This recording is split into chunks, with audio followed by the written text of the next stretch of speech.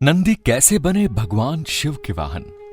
मित्रों, आपने देखा होगा जब भी भगवान शिव अपने निवास स्थान यानी कि कैलाश से कहीं भ्रमण पर निकलते हैं तो उनकी सवारी एक बैल हुआ करती है जिसे नंदी के नाम से जाना जाता है। लेकिन क्या आप जानते हैं कि एक ब्राह्मण पुत्र होते हुए नंदी भगवान के सबसे प्रिय और उनके वहां कैसे बन गए और उन्हें ये बैल का रूप कैसे मिला? अगर नहीं तो वीडियो के अंत तक हमारे साथ बने रहिए। दोस्तों, आप सभी को कर्णवीर क्षत्रिय का सादर प्रणाम और हमारे चैनल द लॉजिकल ज्ञान में आप सभी का स्वागत है। हिंदू पुराणों में वर्णित कथा के अनुसार पौराणिक काल में शिलाद नाम के एक ऋषि हुआ करते थे जो ब्रह्मचारी भी थे, परंतु जैसे जैसे उनकी उम्र बढ़ती गई उनके मन में यह भय बैठने लगा कि मेरे जाने के बाद मेरा वंश कैसे आगे बढ़ेगा, क्योंकि मेरी तो कोई संतान नहीं। फिर उनके मन में एक दिन विचार आया कि क्यों ना एक पुत्र की प्राप्ति के लिए भगवान शिव को प्रसन्न किया जाए, क्योंकि सभी देवों में वही एक देव है जो जल्द प्रसन्न हो जाते हैं। यही सोचकर भगवान शिव की वो तपस्या करने लगे।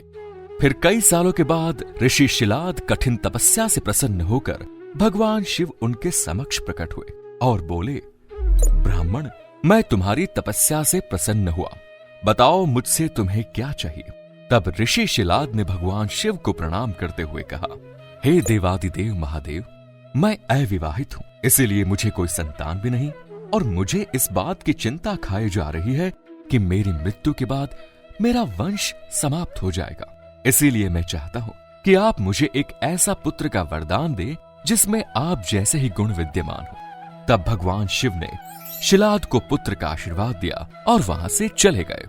अगले दिन जब ऋषि शिलाद अपने आश्रम के सटे हुए खेतों से गुजर रहे थे तो उन्हें वहां एक बच्चा रोता हुआ दिखाई दिया। वो बच्चा बड़ा ही मनमोहक और लुभावना था।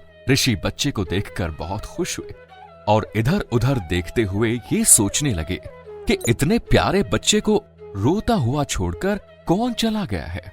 तभी आकाशवाणी हुई और उन्होंने कहा, शिलाद, तुम्हारा पुत्र है जिसका वरदान तुम्हें भगवान शिव ने दिया था।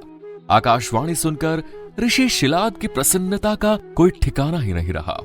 उसके बाद ऋषि उस बच्चे को अपने साथ अपने आश्रम ले गए और उसका नंदी नाम रखकर अपने पुत्र की तरह लालन पालन करने लगे। देखते ही देखते नंदी बड़ा हो गया। इस तरह वो ऋषि अपने पुत्र के साथ खुशीपूर्वक रहने लगे।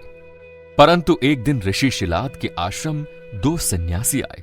फिर अपने पिता ऋषि शिलाद के कहने पर नंदी ने दोनों सन्यासियों का खूब सत्कार किया, उन्हें कई तरह के भोजन कराए। नंदी के इस व्यवहार और सेवा भाव से दोनों सन्यासी अत्यधिक प्रसन्न हुए।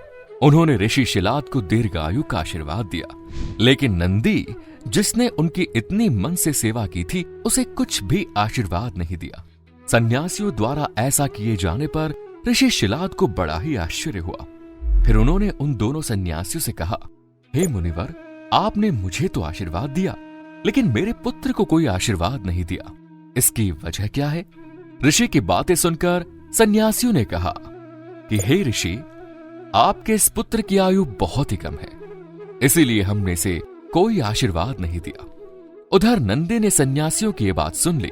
फिर जब दोनों सन्यासी ऋषि शिलाद के आश्रम से चले गए तो नंदी ने अपने पिता से कहा, पिताश्री, आप चिंतित ना हो, क्योंकि आपने मुझे भगवान शिव के वरदान से पाया है, तो मेरे इस जीवन की रक्षा भी भगवान शिव ही करेंगे। इतना कहकर नंदी भगवान शिव की तपस्या के लिए एकांत वन में चले गए और वहां उन्होंने बिना अन्न जल ग्रहण किए कई वर्षों तक भगवान शिव की तपस्या की। फिर कई सालों के बाद एक दिन भगवान शिव नंदी के सामने प्रकट हुए और उन्हें वरदान मांगने को कहा।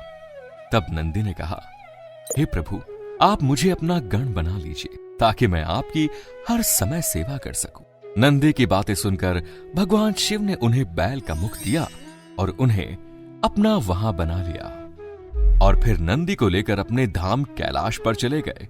इस प्रकार नंदी भगवान शिव के सबसे प्रिय वाहन बने और समाज में उन्हें पूजनीय स्थान भी मिला। यही वजह है कि भगवान शिव की आराधना से पूर्व उनके प्रिय नंदी की पूजा की जाती है। तो दोस्तों, उम्मीद करता हूं कि आपको भगवान शिव और नंदी की ये कहानी पसंद आई होगी। आज की वीडियो में इतना ही। धन्यवाद।